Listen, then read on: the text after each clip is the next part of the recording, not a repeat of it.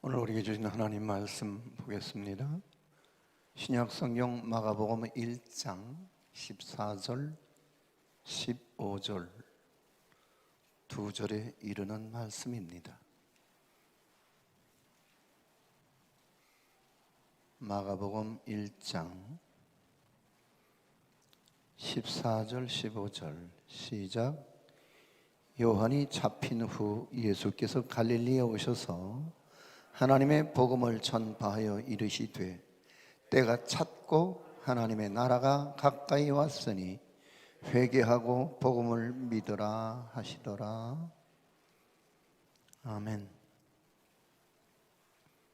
한 번 더 기도할까요? 특별히 일기예보에 의하면 곧 한반도가 제11호 태풍 흰남노의 직접적인 영향권에 들어가게 되겠는데, 어쩌면 강력한 바람을 동반한 물폭탄을 몰고 올 수 있다고 하는 예고입니다. 이 시간 한반도에 큰 태풍의 피해가 없기를 하나님 앞에 잠깐 기도하고 말씀을 이어가겠습니다. 두 손을 가슴에 얹고 우리 주여 한번 부르고 기도하죠. 주여, 아버지 하나님 감사합니다. 한반도에 11호 태풍 흰남노가 상륙 직전에 있습니다.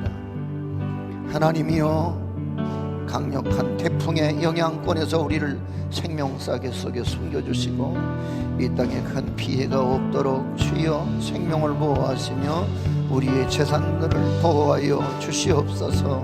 아무도 이 태풍으로 인해 손실을 입지 않도록 은혜를 더하여 주옵시고, 한반도가 큰 어려움 당하지 않도록 자연 재해 속에서 한국을 보호하시고 오늘 이 땅을 지켜 주시옵소서. 예수님 이름으로 기도하옵나이다.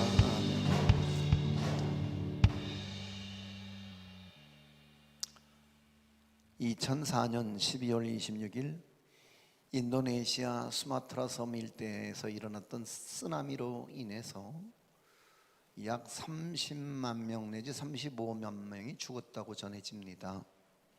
실종자 5만 명, 난민이 169만 명이 발생하고 나라와 도시의 시설들이 대파된 적이 있었죠. 그 불행한 사건을 더욱 안타깝게 만드는 것은 지진과 해일이 밀려오고 있다는 소식을 해당 나라들은 아무도 알지 못했다는 데 안타까움이 있습니다. 만약에 이 소식을 미리 알았더라면 충분히 피해를 줄일 수 있었으련만 참 아쉽습니다.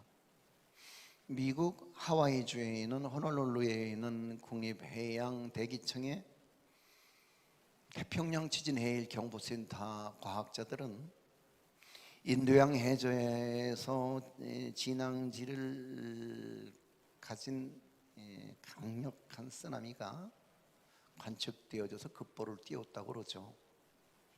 인도네시아 수마트라 근해 진도 8규모 지진 발생.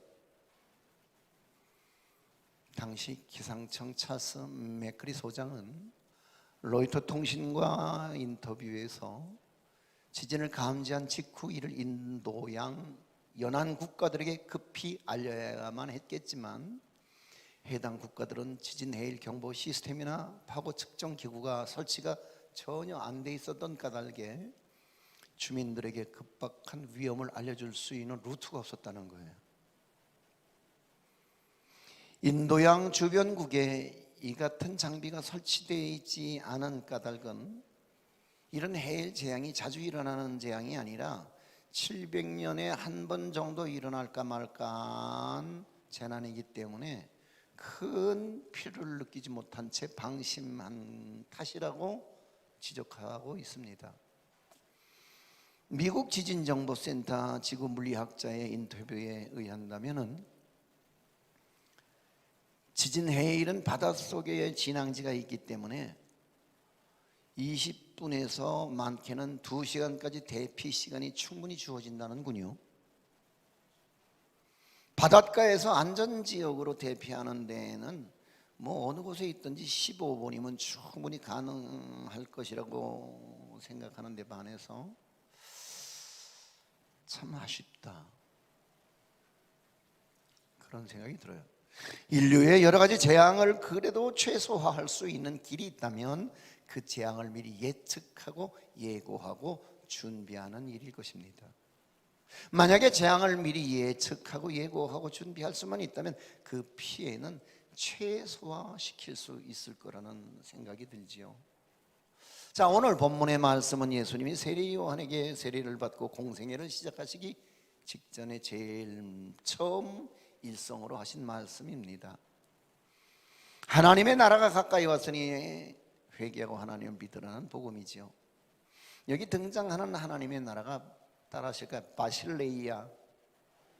더 크게 바실레이아. 이 바실레이아라고 하는 단어인데요, 원래 바실레이아라고 하는 말은 왕이 백성을 다스린다는 의미를 가진 헬라어 바실리오라고 하는 말에서 파생된 왕권 혹은 왕에 의해 지배되는 영역, 즉 하나님의 왕국을 뜻하는 말이지요. 주로 선지자들에게서 묵시적으로 사용되었던 말이고 예수님께서 언급하신 종말적 개념으로서 신약 성경에 162번에 걸쳐서 사용되고 있는 단어입니다. 바실레이아. 이 말은 오래전부터 선지자들에게 의해서 예언되어졌던 메시아 도래의 때를 의미합니다. 하나님의 나라. 이 하나님의 나라에 대한 메시지는 마태복음 3장 1절 2절 사이에 보면 그때에 세례 요한이 이르러 유다 광야에서 전파하여 말하되 회개하라 천국이 가까이 왔느니라. 그러니까 예수님 직전에 길을 예비하던 세례 요한이 외쳤던 메시지이기도 하죠. 옛날에는 왕은 주인이고 백성은 모두 왕의 노예 혹은 왕의 소유물로서 왕 노릇하는 지배자에게 다스림을 받는 전혀 자유와 선택권이 없는 존재들을 말하지요. 그러니까 도대체 하나님의 나라가 무엇이고 한데 주님께서 공생의 시작 전부터 이것을 끝까지 가르치고 외치셨을까요? 흔히 우리는 나라라고 하면 공간적인 영토 개념으로서 이해를 하거든요. 그러니까 한반도 나라의 개념이에요. 일본 열도 그건 나라의 개념이죠. 중국 대륙. 그런데 예수를 믿는 우리에게 하나님의 나라라고 한다면 믿는 사람이 죽어서 가는 천국을 말하지요. 그런데 더 정확하게 말씀드리자면 하나님의 나라는 주권적 개념으로서 이해를 해야 된다는 거예요. 하나님의 통치, 하나님의 지배라는 뜻이거든요. 그러니까 하나님의 주권이 관철되는 세계가 하나님의 나라라고 할 때에 천국 같으면 하나님의 주권이 완벽하게 관철되어진 세계이기 때문에 정말 완벽한 하나님의 나라가 될 수 있죠. 그런데 이 땅 위에도 하나님의 주권이 관철되면 이 땅에도 하나님의 나라가 이룩될 수 있다. 우리 가정들 속에 하나님의 주권이 세워지면 그 가정에는 하나님 나라가 건설된 겁니다. 할렐루야. 더 나가서 오늘 우리의 심령 안에도 하나님의 주권이 관철될 수 있다면 우리 심령에도 이미 하나님 나라인 천국이 도래한 것입니다. 할렐루야. 오늘 이 자리에 앉아있는 저와 여러분 모두에게 하나님의 나라가,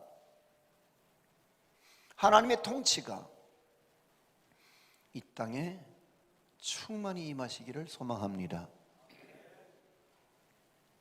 주님은 공생의 3년간 이 하나님의 지배와 통치를 가르치셨습니다. 그런데 주님이 이런 하나님의 주권을 언제 어디서 외치셨느냐? 오늘 본문에 의하면 주님이 공생애를 어디서 시작하셨는지 14절에 요한이 잡힌 후 어디에서 갈릴리에 오셔서 이렇게 되어 있습니다. 이 배경입니다. 왜 세례 요한이 헤롯 왕에게 잡혔습니까? 그가 헤롯의 불륜을 고발했기 때문이죠. 그래서 그는 헤롯 왕에게 정치범으로 붙잡혀 들어가서 그래서 죽습니다. 그 무렵에 예수님은 요단강에서 세례를 받으셨고, 그리고 곧이어 광야에 들어가서 40일 동안 금식 기도를 하시죠.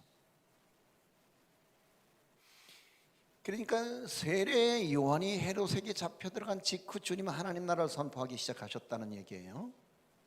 바로 요한이 잡혀간 갈릴리에서 그것도 하나님 나라를 선포하셨더라. 아니, 하필이면 헤롯의 권력이 무자비했던 갈릴리에서 주님은 하나님의 통치, 하나님의 지배, 하나님의 주권을 외쳤더라는 거죠. 그러니까 또 다른 말로 해석하자면 하나님 나라가 가까이 왔다는 뜻은 인류 최대의 재앙의 날이 가까이 오고 있다는 말일 수 있어요. 하나님의 나라 아름답죠. 근데 그 아름다운 천국은 언제 오느냐? 이 땅에 지구의 종말 이후에 펼쳐지는 게 하나님 나라예요. 이해가 되십니까? 아멘. 하나님의 나라가 오면 뭐가 전제가 되어야 되느냐? 인류가 심판을 받게 되는 것을 전제로 하고 있어요. 그래서 인류에게 가장 큰 재난이 될 것이고 큰 재앙의 사건이 될 것이 분명합니다. 지금 하나님의 나라가 온다면 적어도 한꺼번에 75억 인구 중에 3분의 2에 해당하는 50억 이상이 한꺼번에 그 재앙으로 죽게 될 것이다. 그리고 그로 인한 여파로 지구라고 하는 별은 어쩌면 우주에서 사라지는 별이 될지도 모른다. 생명체가 이건 지구과학자들의 예언이에요. 그러니까 요한계시록 8장 7절부터 11절 말씀이 좀 길긴 한데 하나님의 나라가 임했을 때 일어날 수 있는 현상들을 여기에 예언하고 있어요. 자, 띄워주실 수 있나요? 자, 한번 읽어볼까요? 시작. 첫째 천사가 나팔을 부으니 피 섞인 우박과 불이 나와서 땅에 쏟아지매 땅의 3분의 1이 타버리고 수목의 3분의 1도 타버리고 각종 푸른 풀도 타버렸더라. 둘째 천사가 나팔을 부니 불 붙는 큰 산과 같은 것이 바다에 던져지매 바다의 3분의 1이 피가 되고 바다 가운데 생명 가진 피조물들의 3분의 1이 죽고 배들의 3분의 1이 깨지더라. 셋째 천사가 나팔을 부니 횃불같이 타는 큰 별이 하늘에서 떨어져 강들의 3분의 1과 여러 물샘에 떨어지니 이 별 이름은 쓴쑥이라.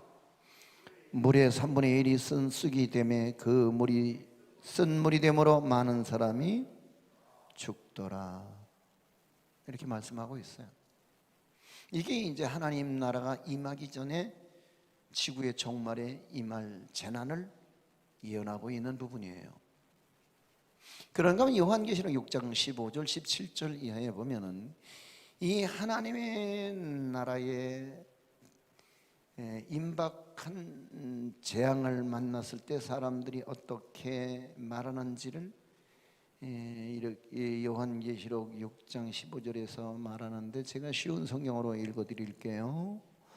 땅의 왕들과 귀족들과 장군들과 부자들과 권세자들과 모든 노예들과 모든 자유자들이 동굴들과 산속 바위들 틈에 숨고 산들과 바위들을 향해 외쳤습니다. 우리 위에 무너져 내려라. 그래서 보좌에 앉으신 이의 얼굴과 어린 양의 진노로부터 우리를 숨겨다오. 이렇게 되어 있습니다. 그러니까 세상에서 재난이 밀려오면 그래도 예보를 듣고 적당한 장소로 피신하면 살 수 있는 확률이 생길 수도 있습니다. 그러나 마지막 날 하나님 나라의 재앙이 임하면 그 없어도 피할 곳이 없다는 데 문제가 있습니다. 이 재앙은 그동안 인류가 당해왔던 재앙과는 차원이 달라서 피할 곳도 없고 숨을 곳도 없는 가운데 모두 죽게 될 것이다. 한순간에. 이 하나님 나라의 재앙이 임한다는 정보는 이 땅에 사는 사람들에게 가장 두려우면서도 가장 중요한 정보가 되는 것입니다. 이 마지막 날 지구의 종말을 성경은 아마겟돈 전쟁이라고 말하고 있습니다. 그 아마겟돈 전쟁은 다름 아닌 지금 지구의 화약고라고 하는 팔레스타인쯤에서 일어날 것이라고 하는 이 해석인데, 그런 거죠. 제가 언젠가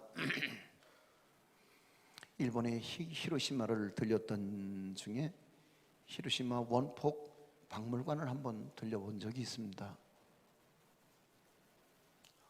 얼마나 두렵던지, 이게 원자폭탄의 위력이야?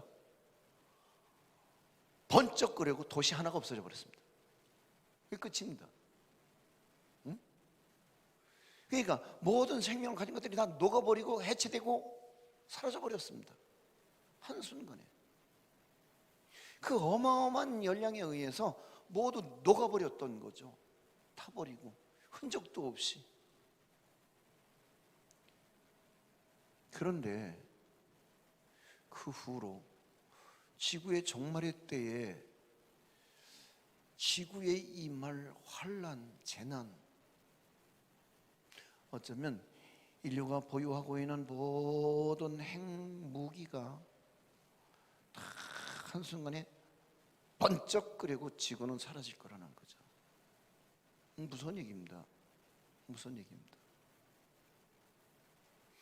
그래서 예수님이 세상에 나와서 제일 먼저 선포한 말씀이 바로 하나님의 나라가 가까이 온다는 말씀이었습니다. 미리 이 재앙 사건을 예고하신 것이죠. 자, 보세요. 조금 더 이어갈게요. 1945년 8월 미국 전폭기가 일본 히로시마 상공에 경고문을 뿌리기 시작했습니다. 그 경고문에는 그렇게 적혀 있었죠.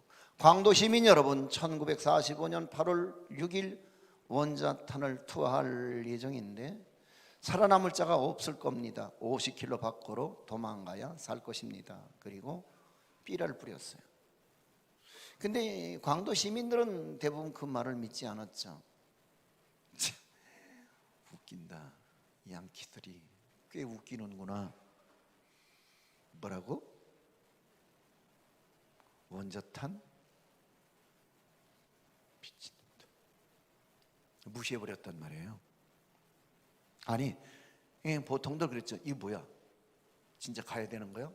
말아야 되는 거요? 그리고 망설이다가 결국 비참하게 다 녹아버리고 죽어버렸어요.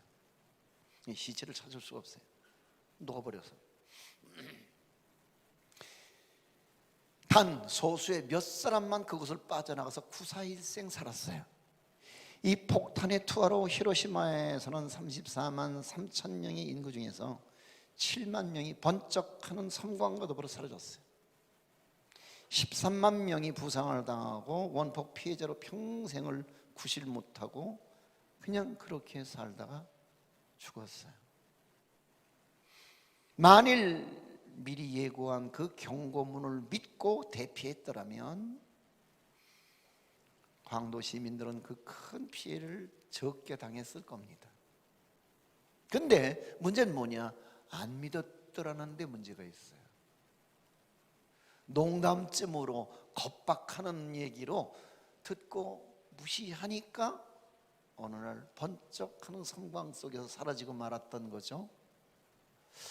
자, 그렇다면 하나님 나라의 재앙은 원자폭탄 정도가 아닐 테지요. 예수를 믿지 않는 모든 인류가 죽어야 할 사건이 되는 거예요. 인간의 노력으로는 피할 길이 없죠. 그런데 15절에서 예수님이 유일하게 그 재앙을 피할 수 있는 길을 제시하고 계십니다. 뭐라고 있다고요? 15절 말씀 시작. 이르시되 때가 찼고 하나님 나라가 가까이 왔으니 회개하고 복음을 믿으라 하시더라. 아멘. 자, 여기서 때라고 하는 것은 헬라어로 카이로스라고 하는 단어를 사용하고 있어요. 시간은 두 가지로 구분되는데, 크로노스라고 하는 말과 카이로스라고 하는 말로 시간이 나뉘어요.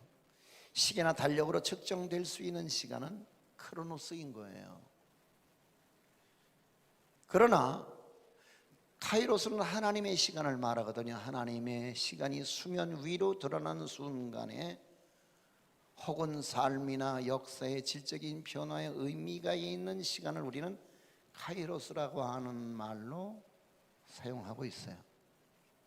우리 인생에도 카이로스에 의한 삶과 카이로스적 시간이 많아지면 많아질수록 그만큼 우리의 인생은 질이 깊어지고, 그리고 오늘 우리의 삶은 차원이 점점 구별되고 차별화되어진 삶을 살게 될 것이다. 이스라엘의 수많은 선지자들을 통하여 메시아와 하나님께서 다스리실 나라에 대한 예언들이 성경이 수없이 반복되고 있는 거예요. 지금 그것을 우리는 구속사라고 부르거든요. 구속사.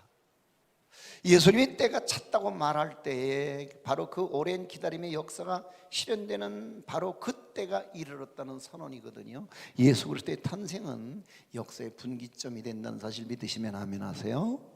그래서 예수 그리스도의 탄생을 기점으로 AD와 BC로 나뉘어진다는 사실을 여러분들은 이미 역사를 통해서 배우셨을 거예요. BC는 Before Christ,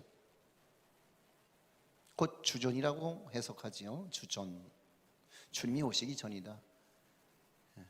Before Christ. AD는 Anno Domini, 곧 주님의 해라는 말이 주님이 등장한 분기점. 그 이후가 AD, 안노 도미니, 주님의 해, 이렇게 구별하거든요. 자, 근데 오늘 우리가 이 종말의 때에 회개하고 복음을 믿는 것이 이 재앙을 피하는 유일한 길이라면, 여러분 오늘 여러분의 삶의 관점이 어디를 향하고 있습니까? 여러분 그냥 한 세상 태어나서 크로노스적 삶을 살다 가시겠습니까? 카이로스적 삶을 살다 가시겠습니까? 아담의 타락 이후 하나님의 관심사는 잃어버린 하나님의 나라를 회복시키는 데 있었습니다. 지금 우리가 사는 이 세상은 사탄이 다스리고 있죠. 그래서 죄와 고통이 있고 사망이 있습니다. 사탄은 지금도 하나님의 나라 확장을 끈질기게 방해하고 있죠. 그리고 사단의 왕국을 세우려고 혈안이 되어 있습니다. 자기 영역을 빼앗기지 않으려고 맹렬히 정하되, 그래서 오늘 이 복음을 전하기가 이렇게 어려워지는 이유는, 우리가 복음의 씨앗을 뿌리면 마귀는 가라지를 덧뿌려서 회방을 놓죠. 그러니까 오늘 이 시대에 우리의 복음이 안 먹히는 겁니다. 이건 사단의 전략이에요. 천국 죽어봤어? 있는지? 가봤어? 하나님 네가 만나봤냐? 예수 2000년 전에 죽었다. 무슨 2000년 전에, 그것도 큰 팔레스타인에서 태어났다 죽은 33살 먹은 청년의 죽음을 무얼 그렇게 대단하다고, 쓸데없는 소리. 세상이 오늘 우리가 외치는 복음을 만담쯤으로 여겨요. 우리가 말하는 하나님의 창조론을 신화로 여긴다고요. 자, 보세요. 하나님 나라가 실현되려면 잘못된 통치와 주권부터 바뀌어야 되는 거거든요. 그래서 사탄이 왕 노릇하지 못하게 하고 하나님이 왕 노릇하도록 만드는 세상, 하나님이 왕 되시는 나라가 하나님 나라거든요. 그때 우리가 만물을 다스리는 권세를 회복하게 될 줄로 믿습니다. 할렐루야. 여러분, 대책본부에서 전하는 구원의 대피 요령에 귀를 기울이시고 성경의 예언을 집중해서 들으셔야만 합니다. 여러분, 성경은 지금까지 하나님의 예언의 모든 사건들을 하나도 틀리게 예언한 적이 없이 그대로 역사는 그 예언 속에서 진행되어 왔습니다. 그리고 앞으로도 그 예언 속에 인류 역사는 진행되어져 갈 것입니다. 모두 회개하고 예수를 믿으십시오. 그것이 오직 그것만이 하나님 나라의 재앙을 피할 수 있는 유일한 길이 될 것입니다 라고 성경은 우리에게 수없이 끊임없이 바실레이아를 말하고 있습니다. 예수님은 2000년 전에 이미 오셔서 이 재앙의 사건을 예고하셨던 거예요. 그만큼 중요하기 때문에 지금까지 온 인류에게 긴 시간 동안 기회를 주셨다는 거죠. 지진, 해일, 쓰나미는 예고를 듣고 급히 대피한 사람들이 생존할 수 있었던 반면에 인류 최대의 재앙인 하나님 나라의 재앙은 너무너무 큰 재앙이기 때문에 2000년 동안 예고의 시간을 주고 계셨던 거예요. 이 예언을 무시하면 영원히 죽게 될 것입니다. 그러므로 지금이 바로 세상 만민이 회개하고 예수님 믿어야 할 가장 절정의 때인 것을 여러분 이해하셔야 합니다. 베드로 후서에서 베드로 사도는 3장 8절 9절에 이렇게 말씀하거든요. 사랑하는 사람들이요, 이 한 가지를 잊지 마십시오. 주께는 하루가 1000년 같고 1000년이 하루와 같답니다. 약속하신 주께서는 어떤 사람들이 더디다고 생각하는 것처럼 더딘 분이 아닙니다. 오히려 여러분을 위해 아무도 멸망하지 않고 모두 회개에 이르기를 바라고 계십니다. 할렐루야. 여러분, 지금 우리가 회개할 때입니다. 다시 기회가 없을지도 모르겠습니다. 하나님의 나라는 이미와 아직이라고 하는 두 차원을 다 가지고 있거든요. 이미 하나님의 나라는 예수님을 믿는 우리 안에 이루어진 나라입니다. 성도 간의 교제가 이루어지고, 그리고 오늘 우리가 예수 그리스도로 인하여 죄 사함을 받고 오늘 우리가 그분의 자녀가 됐다면 오늘 우리가 있는 곳이 천국이며, 우리에게 주어진 삶에 감사와 평화와 풍요가 있으면 거기가 바로 천국이 될 것입니다. 여러분, 천국을 너무 대단하게 이상화시키지 마십시오. 우리의 삶의 한순간 한순간이 천국이 될 수 있습니다. 그렇지만 한편 하나님의 날은 아직 임하지 않았습니다. 임박한 종말 의식이 있어야 합니다. 주님이 언제 오실는지 아무도 모른다고 하는 사실 앞에 우리 모두 기름등불 준비한 다섯 처녀처럼 슬기롭게 팽팽한 긴장감 속에서 우리는 종말의 때를 살아야 합니다. 주님이 오시는 그날 이 땅에 쌓아놓은 어리석은 것들은 다 불타 없어질 것이고, 인간의 소유, 인간의 자랑, 인간의 과학, 인간의 문명은 번쩍하는 섬광과 더불어서 지구라는 별 자체가 아무 의미 없어지는 날이 올 것입니다. 탐욕과 다툼과 허영과 이기심과 교만의 길이 아닌 사랑과 믿음과 정의와 평화와 안식과 기쁨과 배움과 나눔 같은 영혼에 이를 수 있는 길을 선택하고 우리는 그 좁은 길을 그래도 걸어가야 합니다. 하나님 나라가 임박했습니다. 그리고 또 한 가지, 하나님 나라에 들어가기 위해서는 먼저 요구되어지는 일이, 오늘 성경은 분명히 우리에게 회개라고 하는 단어를 써서 우리에게 회개할 것을 촉구하고 있습니다. 회개라고 하는 말의 헬라어 의미는 생각을 바꾸는 것, 이런 의미를 가지고 있습니다. 그게 회개입니다. 그러나 그런 의미로는 약하죠. 왜? 생각을 바꾼다고 다 회개는 아니거든요. 생각을 바꿨으면 뭐가 바뀌어야 돼요? 오늘 우리의 삶이 바뀌어야 됩니다. 할렐루야. 예언자들은 그래서 끊임없이 돌아서라고 외쳤습니다. 아드폰테스, 근본으로 돌아가야 합니다. 원류로 돌아가야 합니다. 그들은 우상 숭배하던 길에서 하나님을 예배하는 길로 돌아올 것을 촉구하고, 세상의 방식과 욕심을 따라 살던 삶에서 하나님 말씀으로 방식을 바꿔 사는 길을 선택할 것을 요구했습니다. 그러니까 회개는 생각만 바꿀 것이 아니라니까요. 우리 삶의 실천도 동반한 절대적인 삶의 전환이 필요하지요. 자, 보세요. 영국과 프랑스 연합군은 1853년 러시아가 남쪽으로 영토를 침략하려는 흑심을 알고 견제하기 위해서 러시아에 선전포고를 하고 흑해의 크림반도의 전선을 형성했습니다. 그리고 3년간 전쟁을 치렀습니다. 이것이 크림 전쟁입니다. 남한의 약 4분의 1 정도밖에 안 되는 크림반도는 정치, 경제, 문화, 종교적으로 매우 중요한 요충지였습니다. 지금도 마찬가지입니다. 그래서 연합군은 러시아에게 크림반도를 빼앗기지 않으려고 흑해 집결해서 그래서 전투를 계속하고 있었습니다. 근데 연합군의 함대가 갑자기 불어닥친 태풍으로 말미암아 싸워보지도 못한 채 프랑스가 그토록 자랑스럽게 생각했던 앙리 4세호가 그만 바다 깊이 침몰하고 맙니다. 억울하게 그지없었던 프랑스 측은 배가 침몰당한 태풍에 대해서 당시 파리에 있는 천문대 소장에게 문의를 합니다. 그리고 천문대 소장은 이웃 국가에 편지를 써서 군함이 침몰하던 날의 앞뒤 5일간의 기상에 대해서 조사를 했는데 당시 태풍은 스페인 근처에서 진앙지를 갖게 되고 그래서 지중해를 거쳐서 흑해에 도달을 했다는 사실을 알게 되었다는 거죠. 그때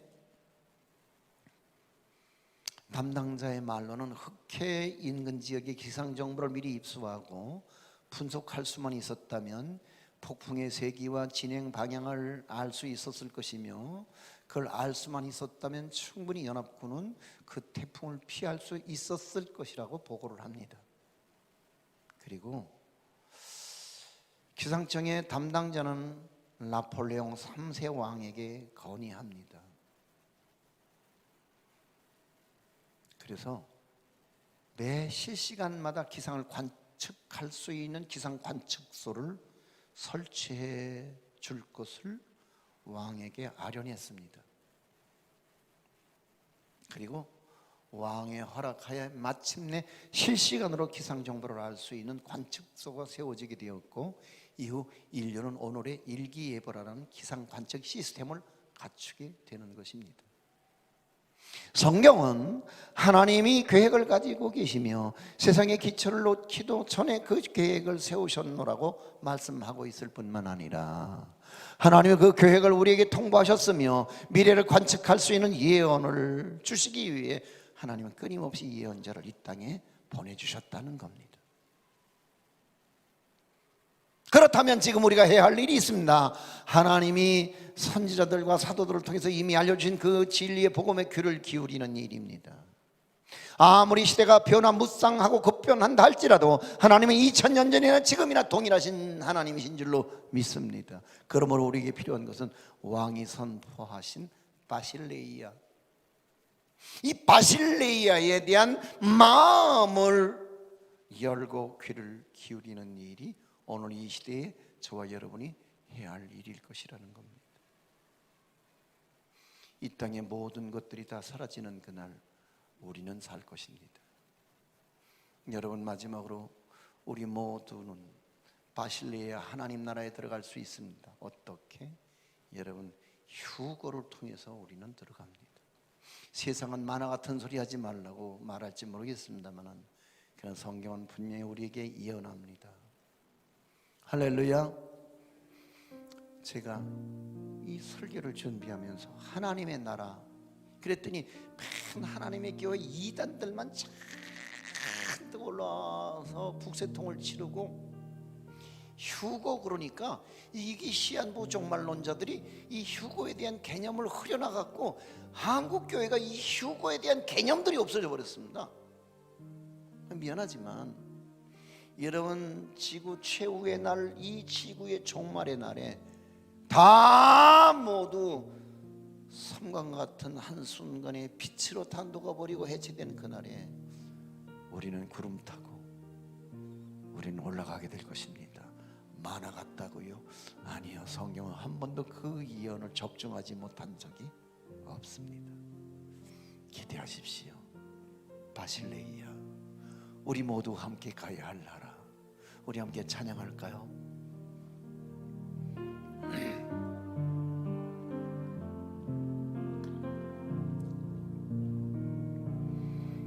너무나도 아름답도다 주님 계신 주님 계신 영광의 나라 너무나도 귀하도다. 주님 계신 영광의 보좌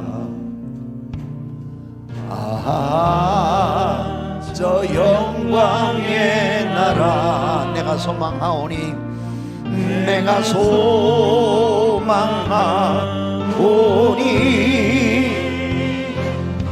죄가 지곤 갈 수 없어. 주님 계신 영광의 나라 금은 못 받아준다 해도 나는 기쁘지 않아. 내 주님만 바라보니 세상 영화 부럽지 않아. 저 영광의 나라 내가 사모하오니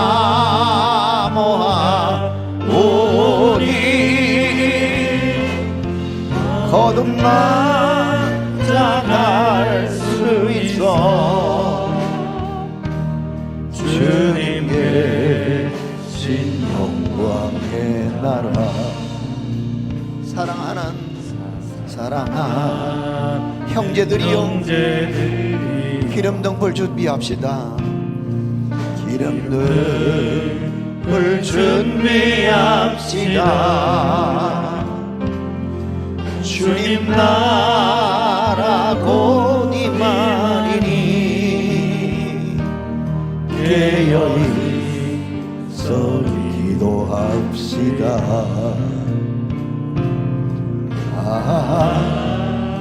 저 영광의 나라 나를 기다리오리.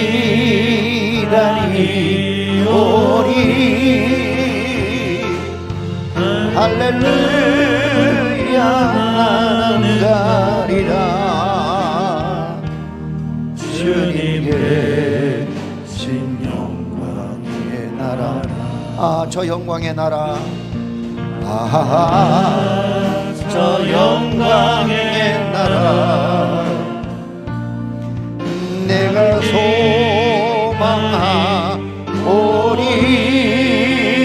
죄가 지건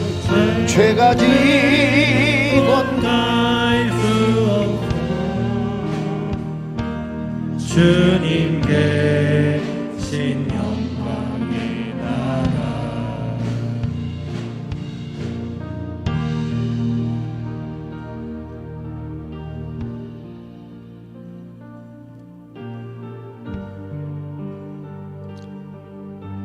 여러분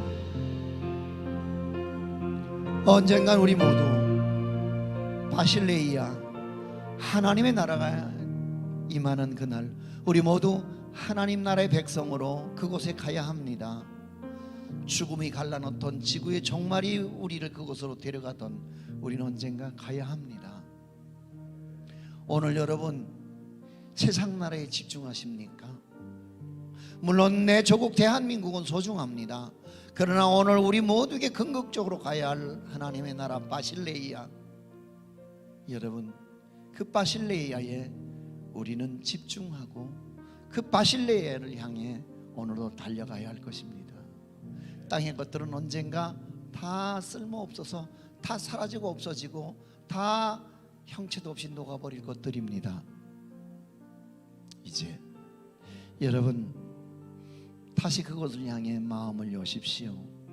그리고 오늘 우리 모두 회개하고 복음을 믿으라고 말씀하시는 주의 음성 앞에 주여 내가 믿나이다 우리 함께 고백하며 함께 기도하며 나갑니다. 할렐루야. 사랑과 은혜가 충만하신 하나님 감사합니다. 저 영원한 하나님 주여 소망하며 나아가옵나이다. 우리 안에 아름다운 아버지 하나님 그 나라를 붙들며 우리 안에 먼저는 이미 하나님의 나라가 도래했음을 감사합니다.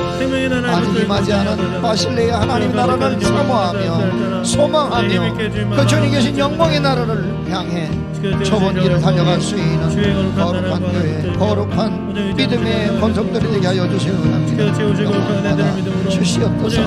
세상의 마지막 때 지구 종말의 때에 주여 오직 하나님 나라를 사모하는 이들, 주 예수 그리스도의 보혈로 말미암아 정결함을 얻은 이들에게 하나님의 거룩한 하늘로 흔들림을 받는 휴거의 때가 오늘 우리 안에 임하게 하시옵소서. 감사합니다.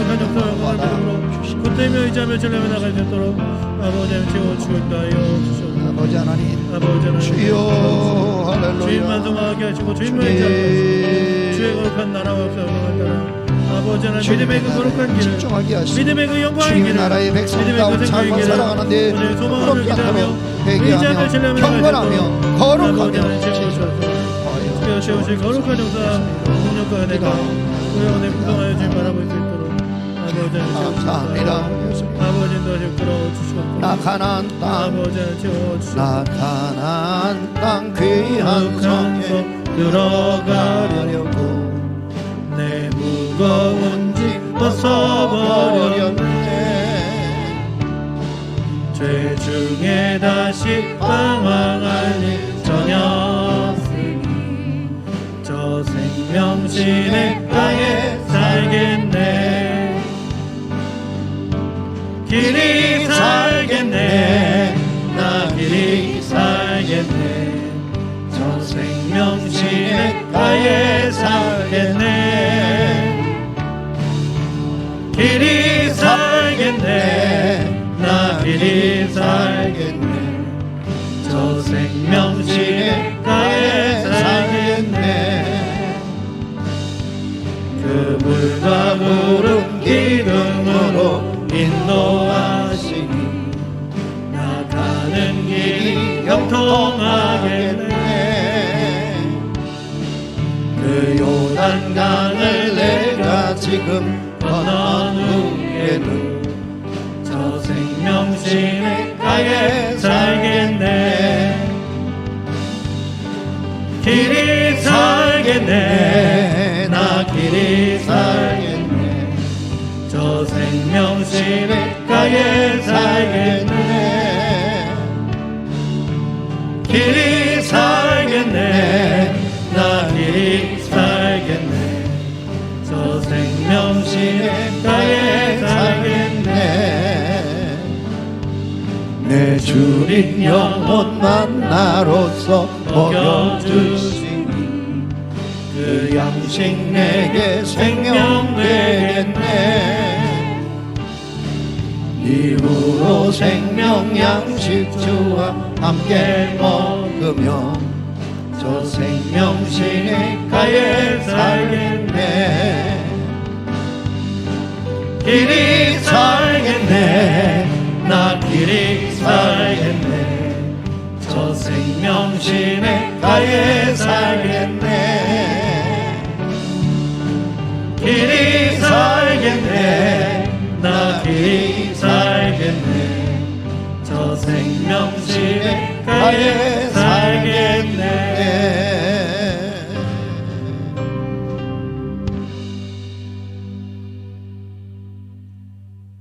하나님, 가졌다 한들 언젠가 모두 놓고 가야 할 세상 나라이건만 이 세상 나라에 수천만 년 발붙이고 살 것처럼 우리는 연연하고 그렇게 놓기를 주저하며 두려워합니다. 주여, 우리로 담대한 믿음 아래 이제는 세상 나라보다 바실레이아 천국을 소망하며 하나님 나라를 갈망하는 성도로 살게 하여 주옵소서. 그리고 그곳에 가서 길이 영원히 저 생명신의가에 주님과 함께 손붙들고 살아갈 수 있는 우리 모두의 영원한 천국이 우리 안에 이미도 도래했거니와 이후로도 도래하게 될 것을 믿고 좁은 길을 스스럼 없이 묵묵히 자기 앞에 놓인 십자가를 지고 따르게 하여 주시옵소서. 귀한 예물 흘러가는 곳에 하나님 나라가 도래하게 하여 주옵소서. 이 물질로 인하여 무수한 영혼들이 깨어나게 하시고 이제 마지막 경고를 듣고 이제 회개하며 복음을 믿고 하나님 나라 백성으로 거듭나지는 놀라운 변화가 시작되게 하여 주옵소서. 이 귀한 헌금을 드리는 손길과 산업과 경영들에게 복을 내리시고 더 많은 것들로 세상을 일깨우며 사망이 지배하는 그늘진 땅에 사는 백성들에게 빛을 전하며 생명을 전할 수 있는 거룩한 손길과 소유들이 될 수 있도록 30배, 60배, 100배로 주여 축복하옵소서. 예수님의 이름으로 봉헌 기도를 드리옵나이다.